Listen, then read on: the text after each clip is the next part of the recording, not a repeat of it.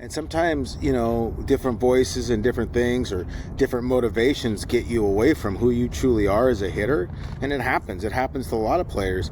And I think, what happened with Edgar last year was that he kind of got back to who he was more as a hitter, which is just, use your athleticism, be the best athlete on the field, and hit it where it's pitched and not try and force it to pull. I mean, that's the thing, is nobody's saying that they don't want Julio to pull the ball, but when you're in a good spot to hit pitches up the middle hard, you're even in a better spot to pull them when they make a mistake on the inner half. And I think that's the big thing. What type of hitter should he be? I mean, the ability to hit the ball as hard as he does to right center is a gift. I mean, that ball he hit yesterday is 112 miles an hour, and I mean, it was scorched. It only got about 12 feet off the ground, it seemed like. And that's the thing, is a lot of players don't have the ability to hit the ball that hard to right center. It's not saying you have to try to do it, but if his focus is staying up the middle, gap to gap, and hitting it hard, he'll hit plenty of homers because he's got one of the highest exit velocities average in all of baseball.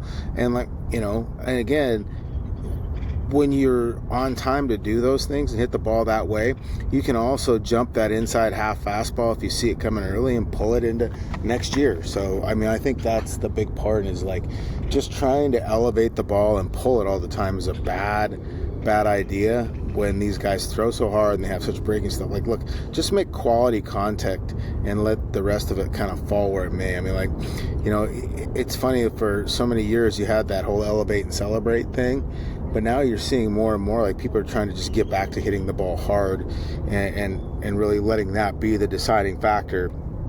And if you elevate it, or if you hit it with a ton of backspin and it carries, great, that's a bonus, but really hit it hard and make that contact first. What's your cliche when you're teaching hitting? You've got to have a phrase. What is it? Oh, I don't know. I'm trying to think. Do you just get mad at them? Are you an angry coach? No. I think that's, I often say that's just not effing working for me.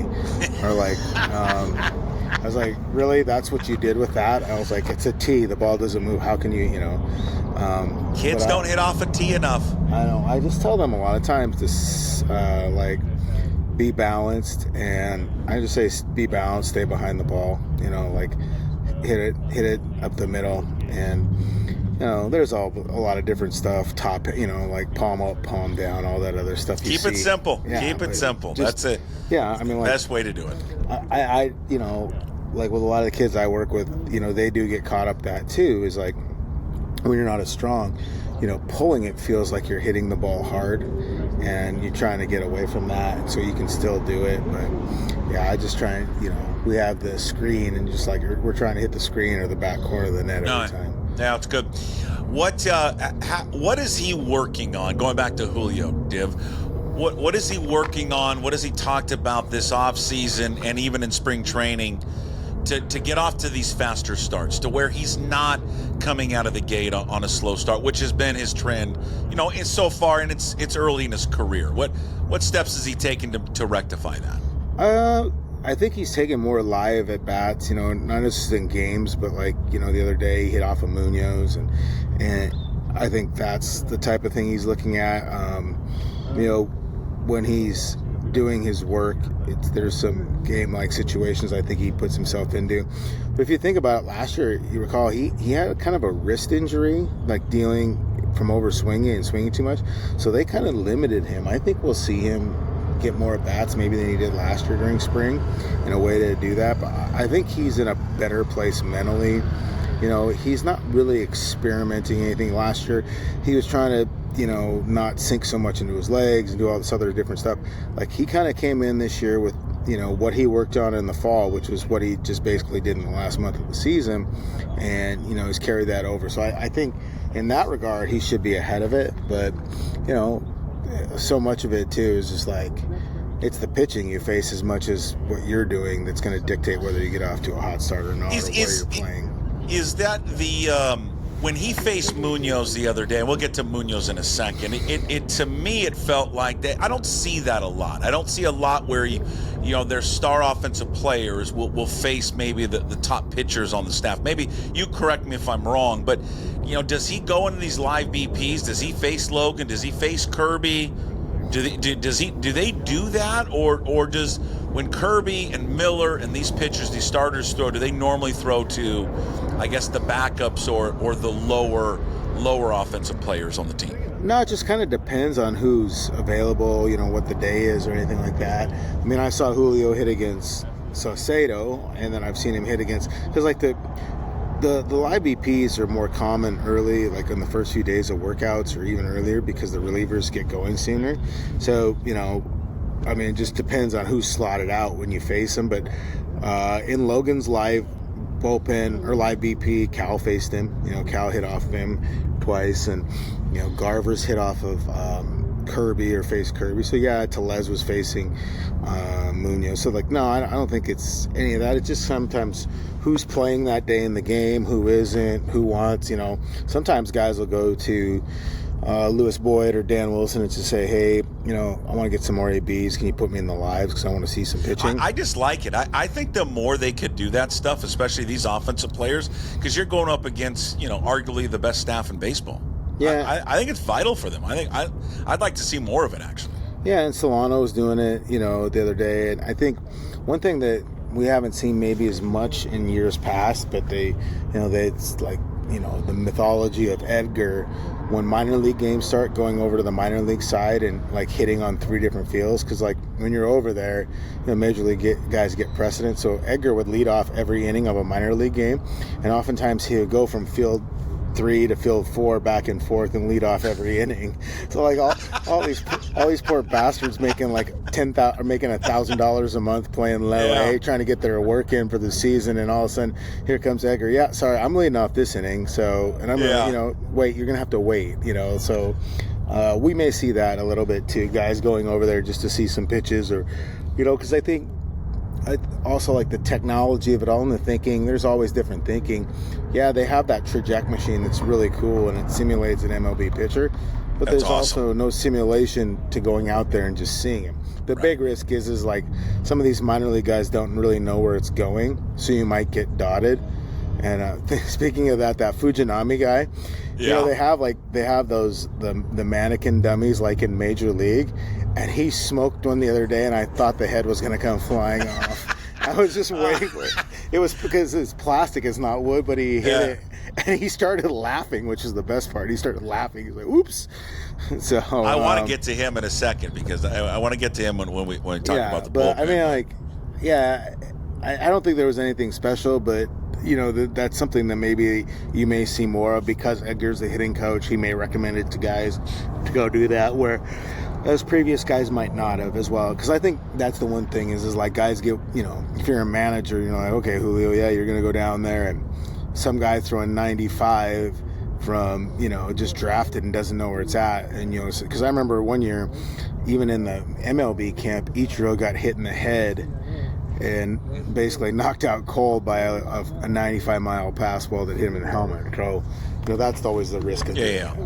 What did you were there for when Munoz unveiled the new pitch? And I mean, the video from Jude that I saw where Brian Wu just taken aback and gasped. The addition of it. Why did he feel he needed to add another one to his arsenal?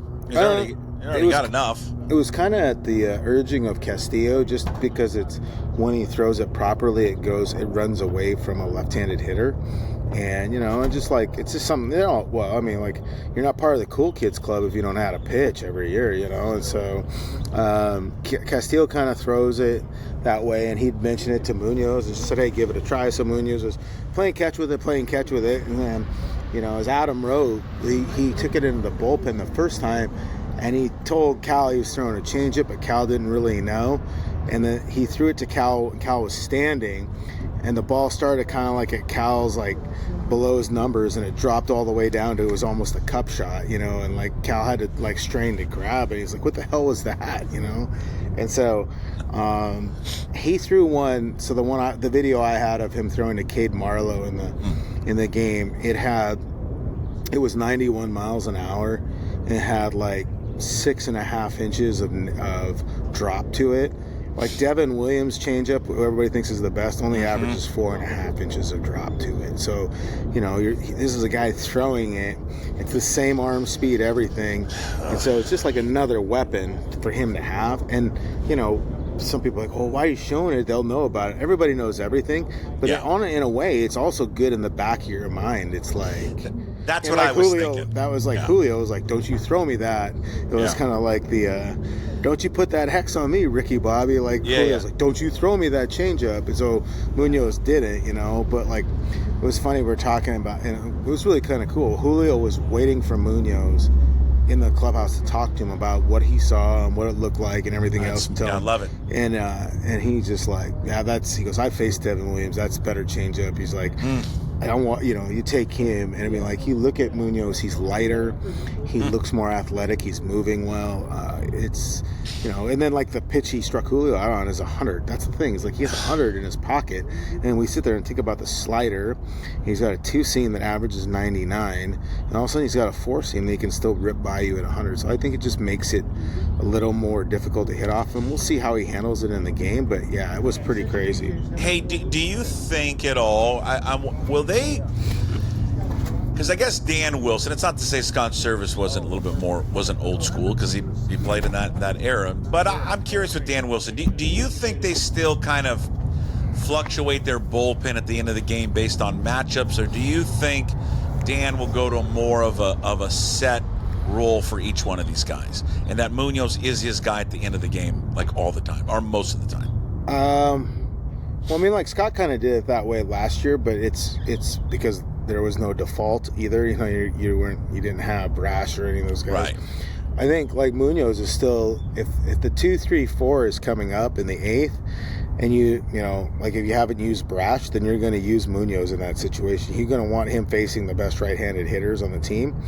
You know, so I think it's not really a closer by committee. Munoz is still their best leverage arm. He's just going to go in the highest leverage situation, whether it's the 7th, 8th, or the 9th, especially once Brash and Santos, if he's healthy or whatever, those guys are healthy, and you feel like you have better options, then you do that. But, like, you know, the thinking, and I think Dan, because of the pitching staff, the pitching coaches believe in this, is like, you know, why? Let's say you're facing the Angels and you got Trout coming up in the 8th. You don't want somebody else facing him. You want Munoz. You know, you want your best guy to go against Trout or against Judge. So I think that's what they're going to still do. I think most teams are going to do it that way still. You'll still see guys go in the 8th if it's the best players. You use the best leverage arm against the best hitters in whatever inning is in the last 7th, 8th, or 9th.